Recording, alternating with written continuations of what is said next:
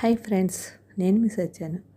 ఈరోజు నేను పాలకూరతో ఇలా పచ్చడి చేశానండి. మీరు ట్రై చేయండి. పాలకూర ఐరనే, నువ్వుపప్పు ఐరనేనండి. మీరు ట్రై చేయండి. ఒక కట్ట పాలకూర తీసుకున్నాను నేను. అది శుభ్రంగా కడిగేసి చిన్న ముక్కల్లా కోసుకున్నాను.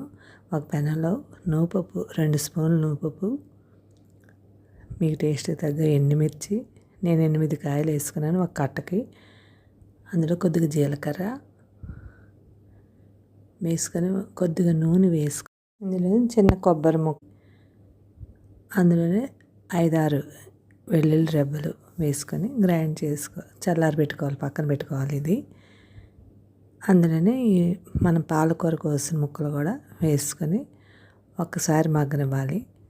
అందులోనే దానికి టేస్ట్కి తగ్గ ఉప్పు, చింతపండు రసం అండి. అది కొద్దిగా చిన్న గిన్నెతో చింతపండు రసం అలా ఒక్కసారి పసుపు వేసుకొని చిన్న పంచదార అండి, కొద్దిగా చిన్న టేస్ట్కి పంచదార అంతే.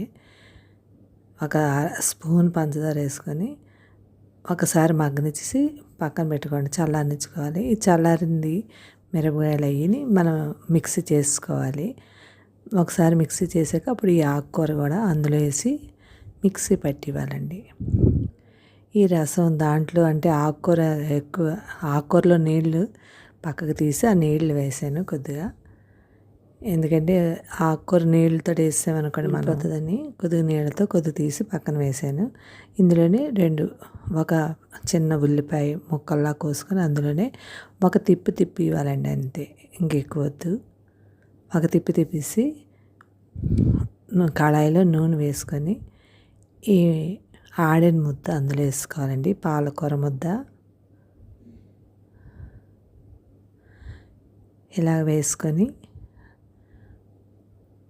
ఈ మిక్సీ కూడా అందులో కొద్దిగా నీళ్ళు వేసుకొని ఇలాగా కడిగేసి వేసుకోవాలి. పాలకూర తింటే చాలా మంచిది అంటారండి చాలామంది, కొంతమందికి నప్పదు కూడా అంటారు. దీని టేస్ట్కి తగ్గ ఉప్పు వేసుకోండి. ముందు వేసాను, మళ్ళీ చిన్న పెసర వేసుకున్నాను చాలదని, అంతేనండి. ఒకసారి అటు ఇటు తిప్పి సాపేయడమేనండి. ఎంత టేస్టీ అయినా పాలకూర నువ్వుపప్పు పచ్చడి రెడీ అయిపోయింది. మీరు ట్రై చేయండి. Thank you. ఇది తాలింపు ఆవకాయ అండి.